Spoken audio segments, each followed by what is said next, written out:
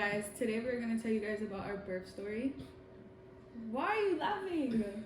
Because it just feels weird. It's been so long since we've been behind the camera. It has. I mean, we've been on TikTok, but not YouTube. Yeah. TikToks are fast. YouTube is like... YouTube hit different. Yeah. So yeah, we haven't been posting for a while. We got demonetized because it's been like maybe almost we posted the gender reveal. So it's been a few months since we posted. But he farted. So oh my god. yeah, today we're gonna talk about our crazy ass birth story. Yeah, crazy. To me, it's crazy. I mean, from other people's experience I've seen, ours is pretty crazy. But yours, it wasn't like the worst. It wasn't the worst. Like, everything went smoothly. It's just the process it took to get there. Yeah. Was a lot. So let's get right into it. Yeah. All right. So, it was one Friday afternoon.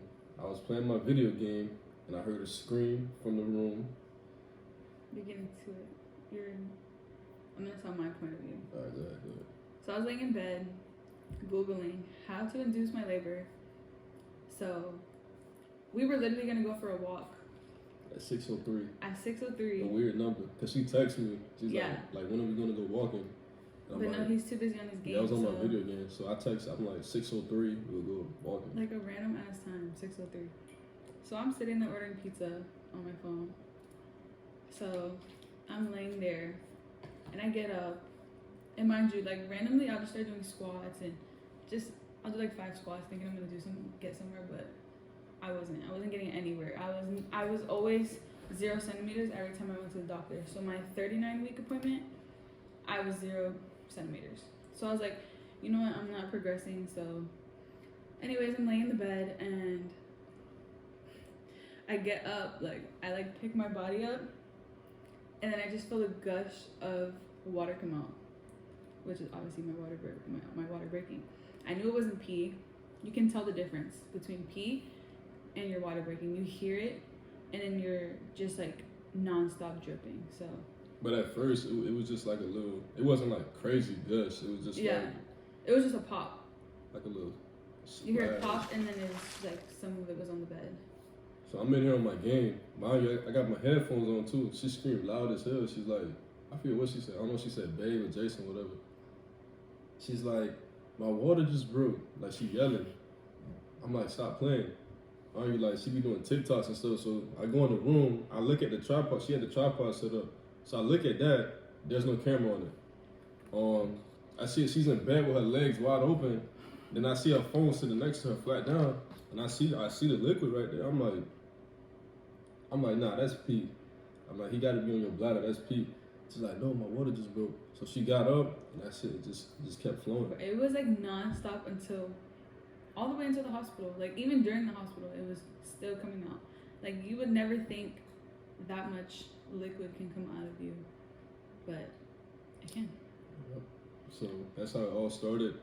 We weren't even freaking out either. We were just like chill about it. Like he finished his whole game. Yeah. That he was playing. She hopped in the shower. Like I wanted to make sure I was clean before I went. Hopped in the shower because I know once your water breaks, it's gonna take time. So I hopped in the shower, and I finished my game. We already had our bags packed. The baby bag, her bag, my bag. We went. I got gas, filled my car up before we went. Then we shot to the hospital. We checked in. They checked that she was dilated. Still was what was it, 0? I was 1. She was 1 centimeter dilated. Just 1. People are 1 at like their 36, 37, 38 week appointment. I was 1 when my water broke. So literally we got in, they admitted us, and they always check to see if it's your water. So sometimes it could be pee. So they check for amniotic fluid, which was positive. So my water did break. Or a slow leak too. Or a slow leak, yeah. But it was a full water. Like they even seen that. I literally went to the bathroom when I got there, and they had to clean up the whole bathroom because it was just water everywhere. Flooded. Literally, they had like a caution sign. Bust down, bitch, I'm drowning. It's crazy. So after that, they were like, you're only 1 centimeter, so they had to start me on That was later Friday night. So we made it to the hospital around like 6 o'clock. Around it was like 9:50 something. They gave you that pill to start. They give you a pill called miso, so it's like basically softens your cervix before they can give you pitocin. So they give you miso first to soften your cervix, and once you get to 3 centimeters is when you can start pitocin. So it took me a while to get to 3. Like how many remember how many hours it took to get to 3 centimeters? I think you didn't hit 3 till like Saturday The night. next day, yeah. So through the whole night, they kept bringing me miso. I think you can take it only every 4 hours.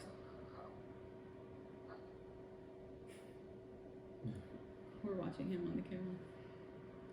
So every 4 hours they gave me miso, and my cervix was taking forever to soften. Like it was annoying. Like, and miso, it starts giving you contractions basically. So my contractions were basically, to me they were bad because I never had contractions before, but my contractions were terrible starting off. And then, I mean, they did get worse, but they started off crazy because of the miso. So yeah, she was dealing with that from Friday to Saturday, or really Friday to Sunday. But Saturday night, that's when it like started kicking her ass. Like Saturday night is when I got the pitocin. When I hit 3, it basically took me 24 hours to hit 3 centimeters. So once I hit 3, they gave me pitocin. That right there makes your contractions insane, like brutal cramps. Like started off at like every 5 minutes I was getting it, and then it went down to like every 2 to 1 minute. I was getting the contractions, and you can see on the monitor. You're watching it the whole time. You can see once it spikes, that's when it's coming. So my mom and my dad were there. He was there.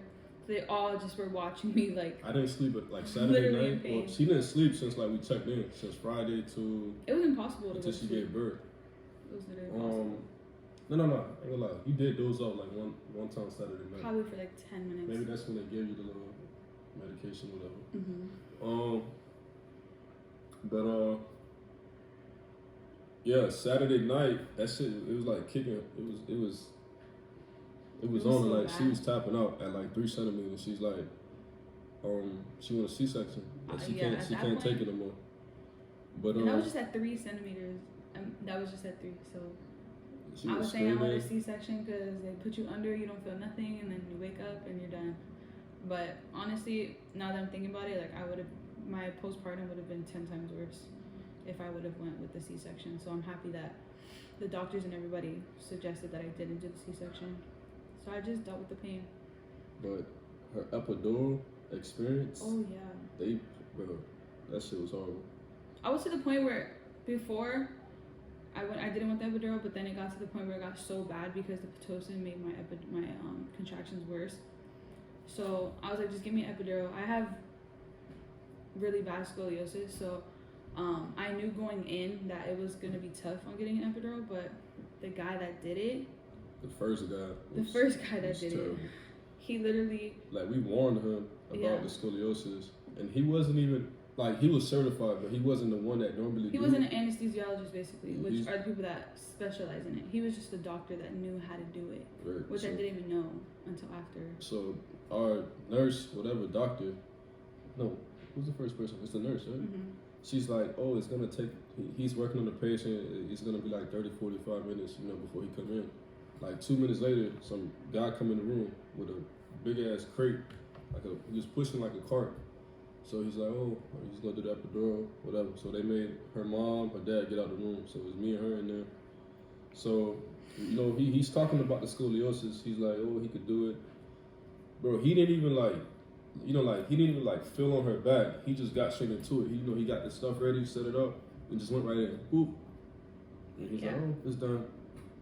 So then they were asking me questions. They're like, do you feel your legs? Do you, they were just asking, do I feel my legs? I felt it go in.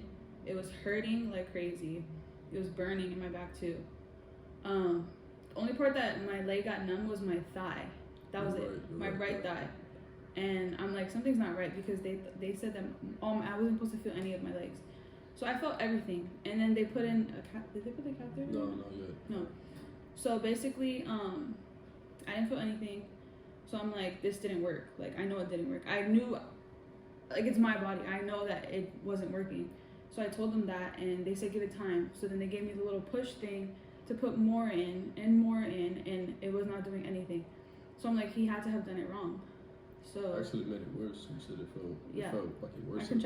My contractions felt worse after that. So they called the actual anesthesiologist to come in.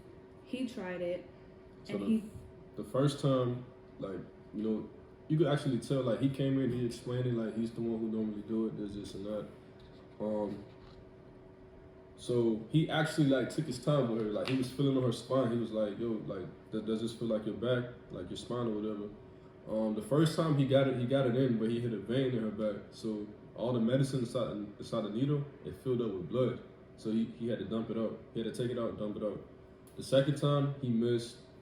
The third time with this guy, he had it in, but for some reason, every time he injected the medicine, it kept, like, pouring back out. And then, you know, he was saying, like, he could do it again, but she couldn't take it no more. 4 times. And if you people watching, you guys know what epidural is. You know the process and what they have to do. They have to numb it and then put in this long thing. You know the process. That stuff hurts. So after the 4th time, I'm like, honestly, in my head, like, I was thinking, like, he could hit something, and that's like my life right there, over. Like, yeah. So I'm like, the 4th time, I'm like, it's just not meant for me to get the epidural at that point because it's not working. So I was just at that point just.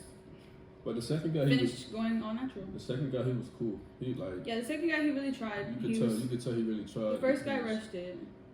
The second guy, he was like apologizing. You know, he was like, most of the time. Which is not his fault because my spine is messed up. So, and he don't have no X-ray or nothing to see. So then after that, I'm just dealing with my contractions. He's up with me, helping me, because you need somebody there with you. You need somebody rubbing you. You need somebody, just their support, because it's so much pain that, especially with Pitocin, because it makes it so much worse. And I felt so bad because it's like me just sitting there watching her go through the pain, and, you know, I can't do nothing about it. The only thing I could do is, like, just hold your hand and, like, rub you, massage you. That's it. He was comforting, so I didn't sleep at, like, helped. Saturday. I didn't sleep at all the way till she gave birth. She gave birth Sunday at 11:53, but all night, like, we had different nurses coming in the room helping her because every contraction she's freaking screaming.